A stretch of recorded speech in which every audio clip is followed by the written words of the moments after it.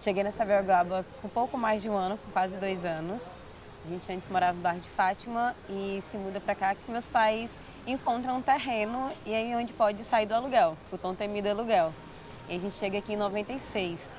A gente chega, meu pai disse que assim que chegou, que desceu as mudanças, assim, eles que pegou a bike, foi até a praia pedalando, chegou lá, olhou para o mar e disse: aqui que eu vou criar meus filhos.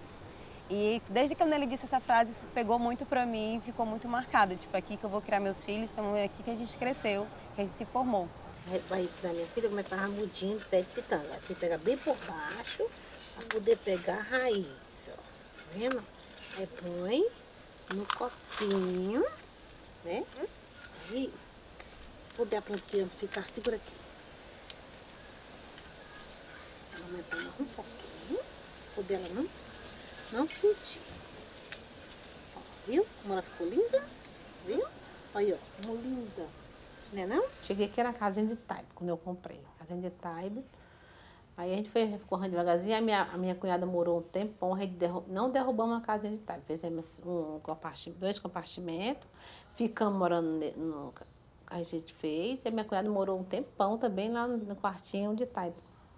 Aí ela foi embora, a gente derrubamos e fomos construindo mais.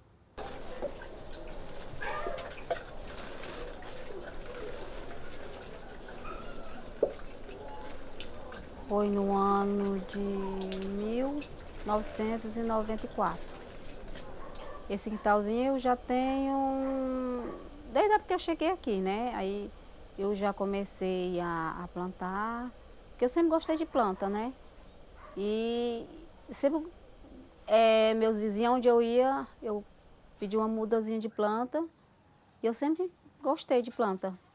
Desde adolescente, não só quando depois cheguei aqui, né? Morava no interior, lá eu já gostava de planta. E aí, quando eu cheguei aqui, aí continuei, né? Plantando, sempre plantei plantazinha medicinal, que serve para chá, para dor de barriga, essas coisas que as pessoas mais antigas ensinavam, né?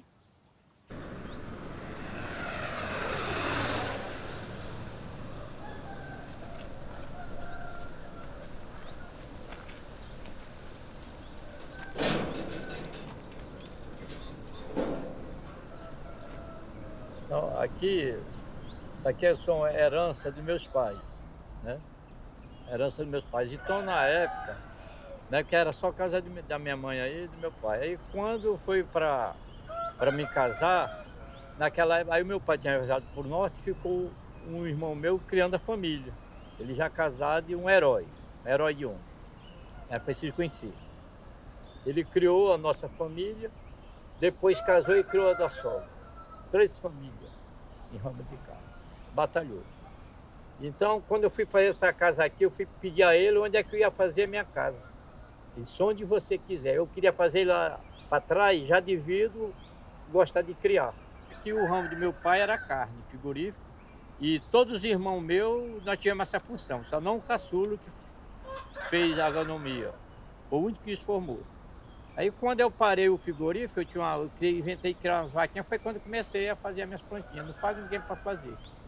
Aí deu uns problemas minha, mas falando para vocês, que tem várias religiões no mundo, mas só tem um Deus, né? Então eu me agarro muito com Deus, com o poder superior, para que todos os trabalhos que eu faço para os problemas que tem sejam uma fisioterapia. E nisso eu me sinto bem. No meu quintal, um que tinha no pé de coqueiro, que teve que tirar o pé de coqueiro, o pé de cajá que tinha. Que foi logo quando eu cheguei que eu plantei esse pé de cajá. Era um pé de cajá muito bonito. E o pé de acerola. Eram as 3 plantas que eu tinha. Aí eu tive que cortar o pé de cajá. A Gleice não queria cortar, mesmo assim eu cortei. Eu também tinha um pé também tinha de graviola. Tava umas graviolas muito bonitas. Aí ela mandou o menino cortar, cortou o olho do pé. O bichinho morreu. Aí eu peguei e fiquei. Então com o pé de acerola. Aí depois, no colégio da Gleice, me deu uma mudinha de pitanga. Aí eu plantei aquele dali. Aí hoje tem só o pé da acerola, o pé de pitanga, o pé de goiaba. Também tem o pé de romã. E o principal, o meu pé de maçã.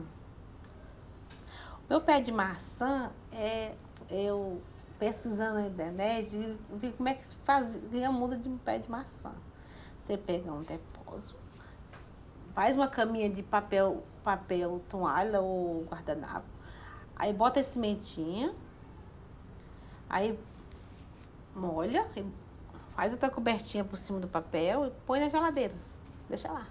Aí quando ela estiver nascendo, você pega um jarrozinho com um estumo, né? Aí planta. Aí pronto, deixa a bichinha lá crescer, depois passa pro quintal. Eu tenho o alfavaca, né? Tem um pezinho de boldo também. Hortelã, só que meu hortelã morreu, né? Mas estou planejando para criar outros, né? Porque é um pouco difícil. Eu comecei assim, né? Era pouquinha, né? Planta. Aí eu, de repente, eu disse para ficar mais bonito, porque eu gosto muito de planta. Aí comecei a fazer as mudas, né?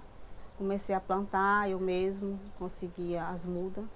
E comecei a botar tudo no lugarzinho para ficar mais bonito.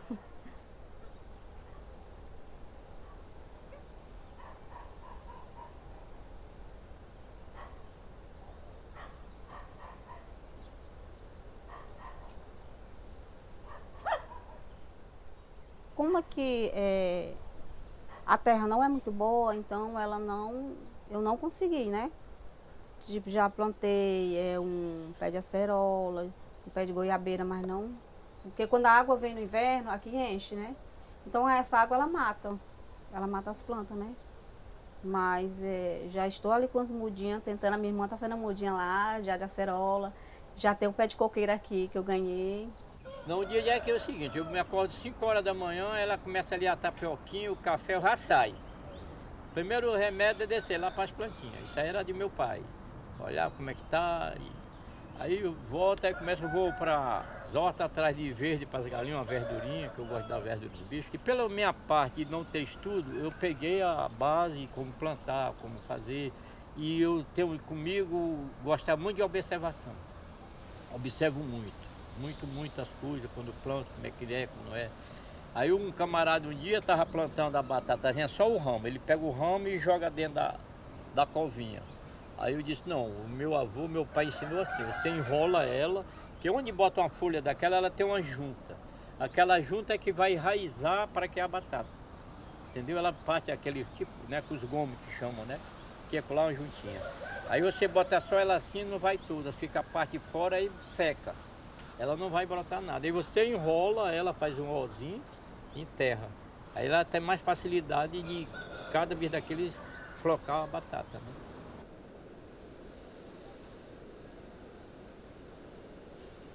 Oi, você vai cuidar de galo. Deixa a batata tá quase boa. Um pouquinho desse molho. Pimenta?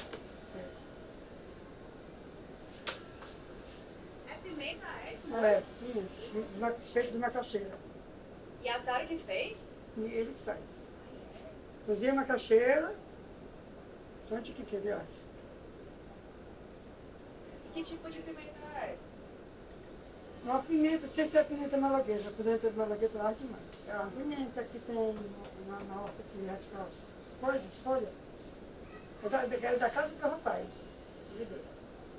Ele corta bem miudinho a pimenta, bota cebolão e vinagre. Aqui, ó. Aí quem para começar é preparar a terra, né?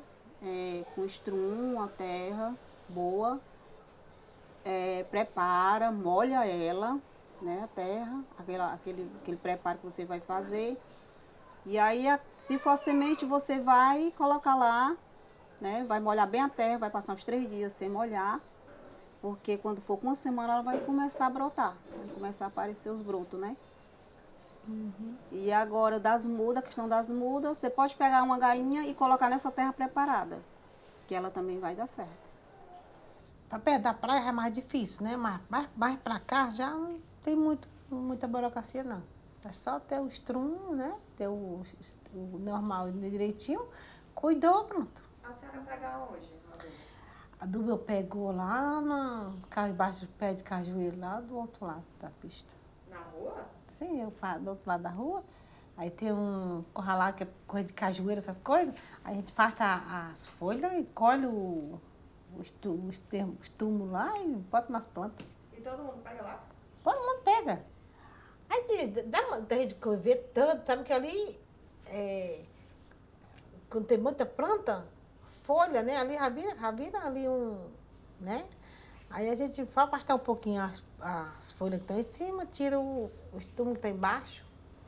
Aí pronto, as plantas ficam maravilhosas. Eu sempre estou preocupada, né? Todo dia eu de manhãzinho eu acordo, aí vou aguar, né? Sempre procuro colocar umas. Agora eu tô pegando as receitazinhas do YouTube, né? E pegando as cascas de ovos, as casquinhas de banana, tô começando a fritar, deixo no sol, né? E depois bato lá do jeito que me ensinou a receita, né? Aí eu já coloco lá na raizinha da planta para poder. Diz que ela cresce, né? Melhor, mais verdinhas. Eu gosto de planta. Às vezes a gente tá passando fase, a gente conversa. Eu mesmo converso muito com as minhas plantas. Eu tô sozinha. Aí eu vou aguar, eu fico conversando com ela. Primeiro quando elas dão fruto, né? Quando elas dão fruto, a gente vai agradecer ela, que ela deu aquele fruto pra gente. Eu sou essa bandinha. Você amanhece o dia aqui, quando as minhas estão floridas, eu amanheço o dia conversando com elas. Diz que linda, tu colocou uma flor, ai que cheirosa. Eu sou assim. E é muito bom você amanhece o dia já, né, já respirando aquele ar das plantas, já pensando em cuidar das plantas logo de manhã. Eu sou assim de manhã, né? E é muito bom. Né? A gente agradecer que tem aquela fruta. Meu pé de goiaba, meu pé de acerola, quando dá barra de fruta. Olha, Igreja, muito fruta aqui pra gente passou. A gente agradecer a planta. Você deu muita fruta para agradecer ela, que ela deu aquelas fruta bem bonita. A mãe conversa com a planta, conversa com a pessoa, ela escuta, Gleice. Quando a gente tá com problema, a gente tem que conversar com ela, que ela vai bom dia pra gente, o que a gente tem que fazer. Mas a planta não fala com a mãe, mas você que pensa que ela não fala. Planta só que é cuidados e amor. Se não tiver, minha filha, é besteira. Não adianta plantar. Se não tiver amor, planta, não adianta plantar. A senhora ama as suas plantas? Eu gosto das minhas plantas. Eu tô viajando, fico ligando. Gleice, derruba minhas plantas. Gleice, fez assim minhas plantas. Fiz, mãe, fiz. A gente tá nas casas fazendo esse movimento, eu sempre tô nas plantas cheirando. Pegando essas plantinhas de chá para cheirar a folha. Porque lembra muito a infância, de fazer chá, de fazer banho. A dona Nega falando sobre a questão do eucalipto, da alfavaca. Então, a gente está doente, as mães iam pegar o eucalipto, a gente pega o eucalipto aqui próximo do bairro, ou no bairro mesmo, aqui próximo de casa, a gente pega o eucalipto, sempre vai numa vizinha que tem uma alfavaca e fazia o banho. Ou coisa para a gente poder respirar, para ajudar a desentupir os narizes. E aí, a gente sempre teve essa relação desde muito nova, de fazer banho, de ter muito produto natural. Eu tenho gastrite crônica, né? Refluxo. E eu fiz, o médico começou a passar muito remédio para mim tomar. Né? Aí ele disse, olha, você vai melhorar, mas você não vai ficar curada. Ele disse para mim. E eu senti muita dor, né? Dor de estômago era grande, que eu tinha vontade de rolar no chão de noite, às vezes. Aí eu comecei, uma pessoa mais antiga da minha família me ensinou que eu tomasse babosa, né, com mel. Ela me ensinou que eu pegasse um pedaço de babosa, né, descascasse, tirasse só só aquela miolozinho, né, que é o transparente. Aí colocasse 2 colheres de mel e meio copo d'água e batesse no liquidificador e tomasse, todo dia. Aí ela disse, olha, pode tomar que tu vai ficar boa. Aí eu peguei e comecei a fazer do jeito que ela me ensinou, né? Aí eu comecei a tomar e eu me senti, hoje eu não tomo mais remédio medicinal, ou eu não tomo mais remédio de farmácia para gastrite. Eu tenho uma filha de 8 anos. Há muito tempo ela não sabe o que é tomar antibiótico. Porque a gente chegou uma vez na casa da minha avó, no interior, em Morada Nova, ela estava com uma infecção na garganta. E aí a minha avó, eu estava para levar ela no médico, a minha avó, não, a gente vai ajeitar isso aí. Aí pegou mel, que o vizinho tinha acabado de bater, e foi no quintal, pegou uma romã, bateu no liquidificador com linhaça e deu para ela. Nunca mais ela sentiu nada.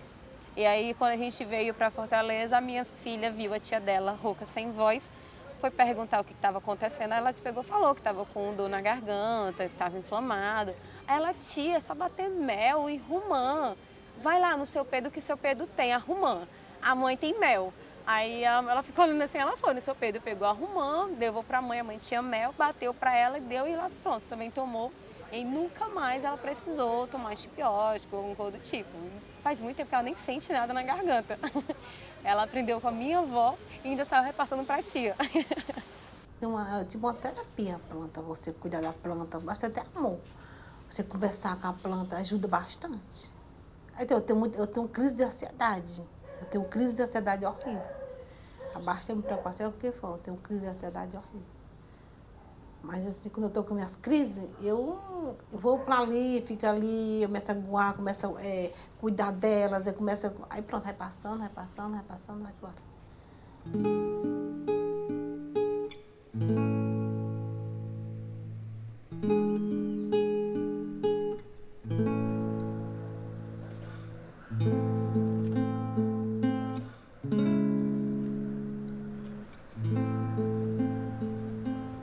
As pessoas entendem quanto fica mais fresco a casa com essas plantas próximas. É um jeito delas poderem ter o que cuidar dentro de casa, assim, ter essas plantinhas perto delas. Muitas pessoas que moram em Sabiaguaba, elas vieram do interior. E nem todas têm um quintal, tem espaço de quintal, porque as famílias às vezes vão crescendo e vão ocupando esse espaço que é quintal. Então, ou a casa cresce para cima ou cresce para trás, tendo espaço, né? Sempre tem essa relação. E aí, muitas delas, quando não conseguem mais plantar dentro desses espaços dos quintais, elas vão para frente de casa e botam nos jarrinhos, para sempre ter essa relação. E acho que também é uma maneira deles guardarem essa memória da infância, de quando cuidavam lá com os pais, com os avós, das plantações, quando plantavam milho. Se você parar e conversar com elas, todas elas vão ter alguma história. Ah, porque no interior tal a gente plantava isso. Ah, porque no interior tal, com a minha mãe a gente cultivava assim. A gente foi criada num tipo assim, interior. Aí a gente viu os pais da gente plantando. Meu pai plantava tudo, meu pai plantava. Aí eu, com 7 anos, fui morar com a minha avó. Aí eu fui criada com a minha avó, morei com a minha avó até 15 anos. Minha avó também plantava, gostava muito de planta, fruta, ela sempre plantou. Aí eu fui criada ali, cuidando das plantas dela, vendo como é que ela plantava. Pronto, com 15 anos eu saí depois da minha avó, vim para Fortaleza. A mãe botou a gente muito cedo para cuidar das plantas dela, ajudar a cuidar, já que ela não podia estar sempre em casa, então lá estava a gente regando e levando bronca, assim, não voava direito, pegando o adubo com ela.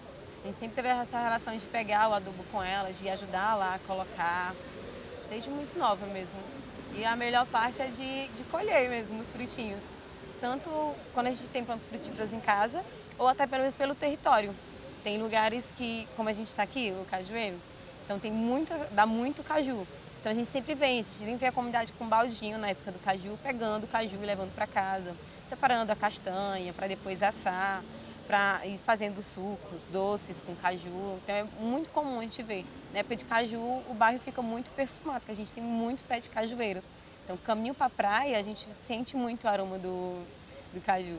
Porque a gente não tem essa relação de venda. Por mais que pergunte e fale, por que você não vende o que você planta no seu quintal?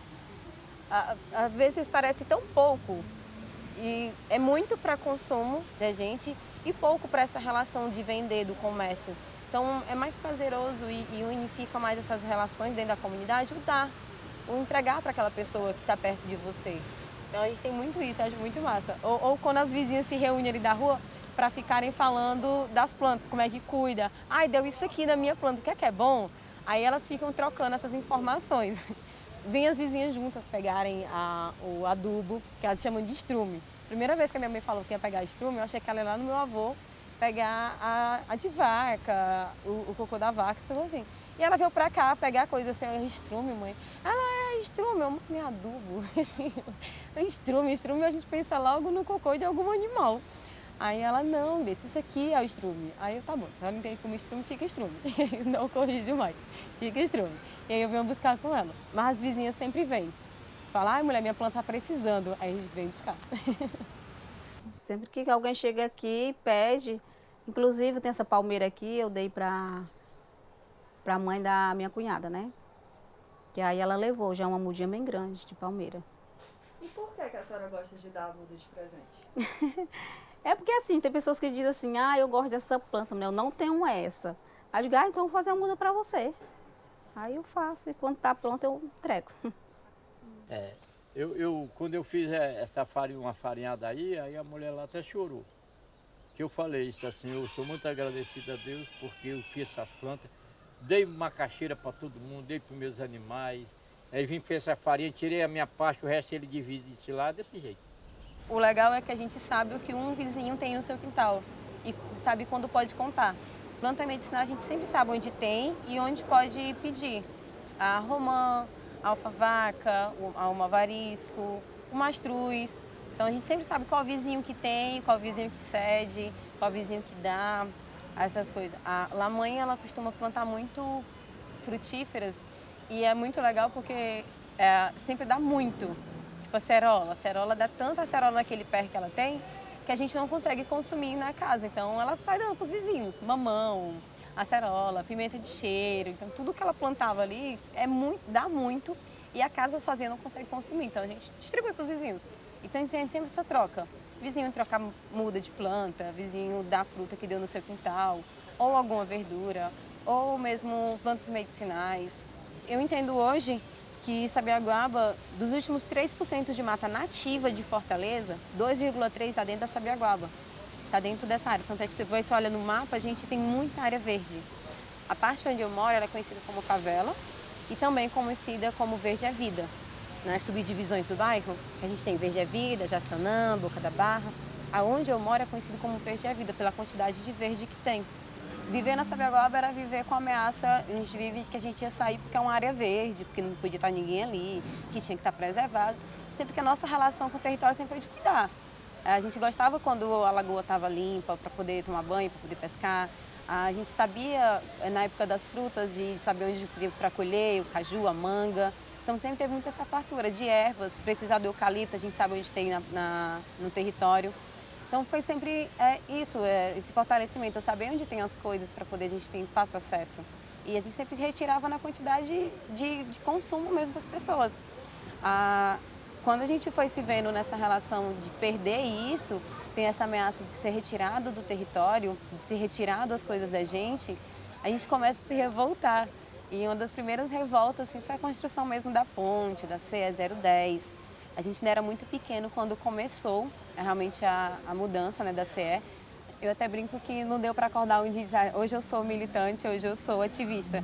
Quando eu vi, eu já estava no meio fazendo. Eu estou sempre que posso envolvida nas lutas do território e agora comecei também o trabalho com a biblioteca, com as crianças, para incentivar, para ir começar a preparar esse exércitozinho assim, porque a luta não vai parar. Eu tenho plena consciência de que os frutos da luta que eu faço hoje, com as pessoas que estão lutando hoje, não sou eu que vou colher.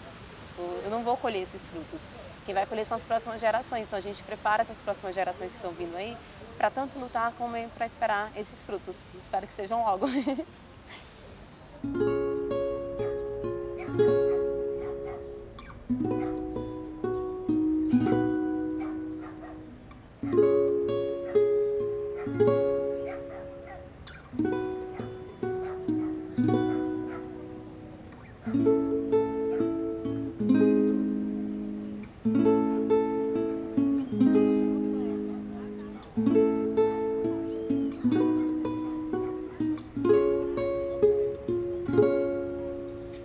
Tá.